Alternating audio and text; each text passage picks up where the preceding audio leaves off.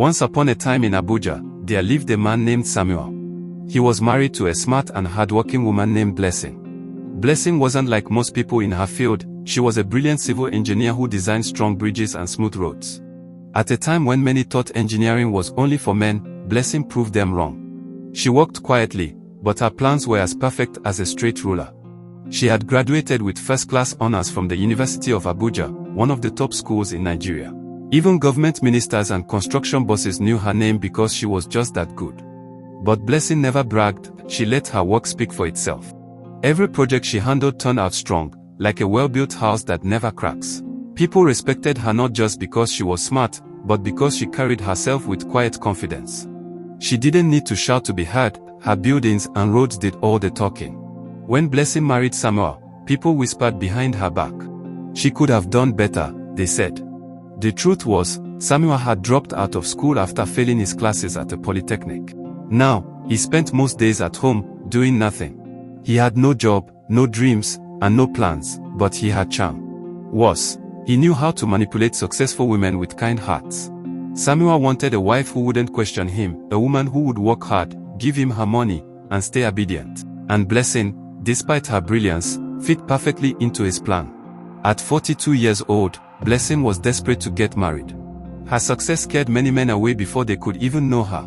Once, she bought a car for a man after just one date, hoping he would stay. But the man took the car and married her assistant instead. Blessing was heartbroken and humiliated. How could the man she loved choose her junior coworker over her? It was a storm of pain, shame, and tears. Blessing had spent years working hard, becoming a star civil engineer in Abuja. Her name was known in big construction companies and government offices. But when it came to love, she felt like she kept failing. The world celebrated her success, but some people whispered about her being single. All her sisters were married, even her younger sister, who was 15 years younger than her. That wedding had Blessing deep inside, though she smiled and danced as the proud big sister. People still found ways to mock her. Or, engineer. Books no be husband. Oh, one auntie joked, saying Blessing was too picky. All these certificates, but no ring, another teased. Slowly, Blessing started to believe them. Maybe love isn't for women like me, too successful, too independent, she thought. Then Samuel came along. He didn't need to do much, just stay. He listened, smiled, and told her, a real man isn't scared of a strong woman. That was all it took. Within months, Blessing was deep in love. She showed him off to her colleagues, introduced him to her family, and defended him when they asked, "Are you sure about this man?" She didn't care that Samuel had no job. She didn't care that she paid for their whole wedding. She just didn't want to be alone anymore. All Samuel had to do was show up on their wedding day, and that was enough for Blessing. Her family, especially her mother, watched with quiet concern. They knew this man wasn't worthy of their brilliant daughter, but Blessing didn't care. That day, she shone with happiness only a woman who waited too long could understand. It wasn't about finding the perfect man, it was about relief. Relief that she wouldn't be pitied at weddings anymore. Relief that she could finally say, "My husband," and feel like she belonged. She danced, laughed, and glowed with joy. But deep down, her mother's heart ached. She had raised Blessing to be strong, yet here she was, handing her life to a man who didn't deserve her. At first, the marriage seemed perfect. Samuel called her "my queen," kissed her forehead every morning, and acted grateful to have her. But after 3 months, his true colors showed. He took control of Blessing's money, claiming, "What's yours is mine now." He forced her to put her house and cars in his name, threatening to leave if she refused. Despite her intelligence and success, Blessing gave in. At 42, she saw marriage as her crown, and she was willing to lose everything just to keep it. Blessing had married Samuel knowing she was older and might never have children. She felt so grateful he chose her that she sacrificed everything to keep their marriage. She gave him her salary, stayed silent when he insulted her, and even blamed herself when he cheated. One evening, Blessing came home exhausted after getting her hair braided at the salon, something she hadn't done in months. She found Samuel in the living room with his friends. After greeting them politely, she went to their bedroom. Samuel's friend Emeka started mocking him. "You let your wife change her hair without asking you. See how long those braids are." The other friends laughed. "She looks like the husband while you look like the wife," Emeka added. Samuel sat quietly, his pride burning as the men laughed. He had no education, no job, no ambitions, the only reason his friends tolerated him was because of Blessing's money. In that moment, Samuel knew he had to prove his control, even if it meant hurting Blessing physically. When she came out of the bedroom, he commanded, "Come here and turn around." Confused, "Who said you could do this here?" he demanded. Blessing replied politely, "I didn't think I needed permission to braid my hair."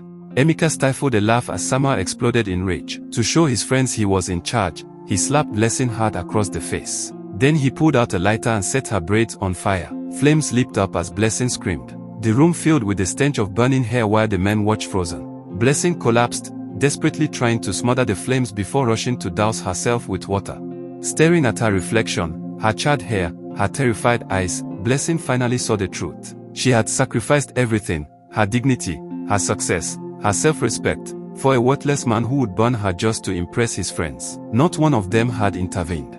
Not one had cared. The brilliant civil engineer, respected by ministers and CEOs, had been reduced to this, abused by an uneducated, jobless man she'd been foolish enough to marry. In that bathroom, through tears and smoke, Blessing made a decision. Enough was enough. Blessing stared at her burnt hair in the mirror, tears streaming down her face. She couldn't believe she'd endured so much just to keep a marriage that gave her nothing but pain. Her husband cheated constantly. She paid all the bills. She even handed over her hard-earned salary. The only thing she got in return was the title Mrs. For years, she'd walked on eggshells, terrified of being alone. But as she looked at her reflection, something inside her snapped, not softly, but like thunder. Storming into the living room, she found Samuel and his friends still laughing. "Get out of my house," she demanded. The room fell silent, then burst into mocking laughter. Samuel stood up proudly. "Foolish woman, this house is in my name now. If anyone leaves, it's you."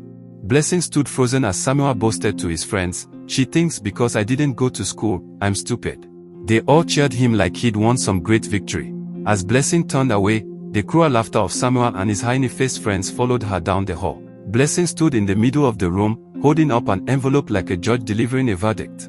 "This," she said, her voice steady as steel, "is the original house deed. With my name, my signature, my lawyer's stamp. Not yours, Samuel." The laughter died instantly.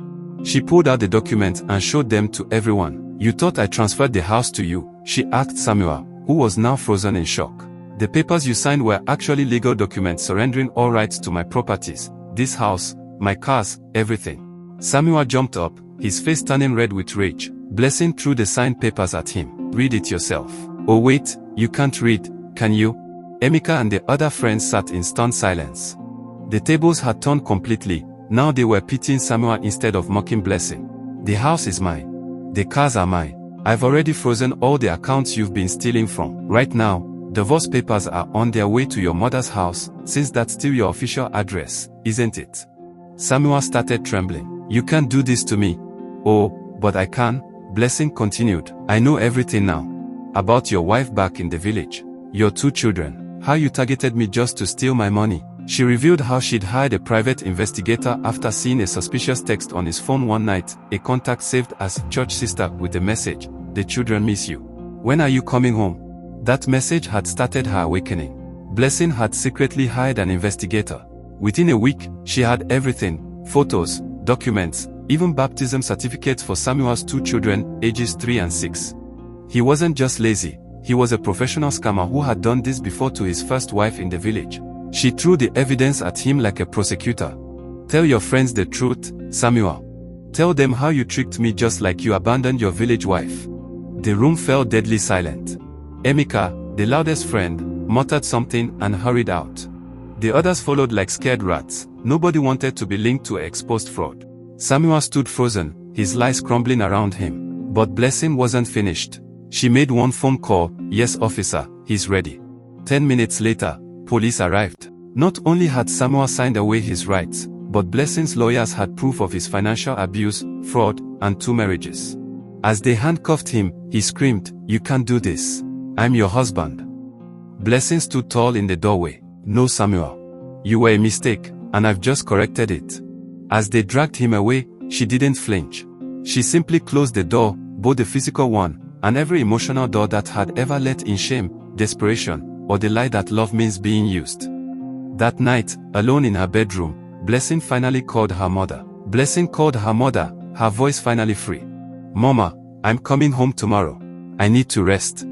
Her mother cried happy tears, not because the marriage ended, but because she heard her daughter's true voice again after years of silence. "My door is always open, my child." Alone in her bedroom, Blessing soaked in the peaceful quiet, the kind that comes when a woman rediscovers herself after being lost for too long. Her scalp still hurt from the burned hair. Her heart still ached. But something deeper had healed. She looked in the mirror and smiled, not because the struggle was over, but because she remembered who she truly was, a lioness who should never bow to a goat. A woman who found her strength in the fire.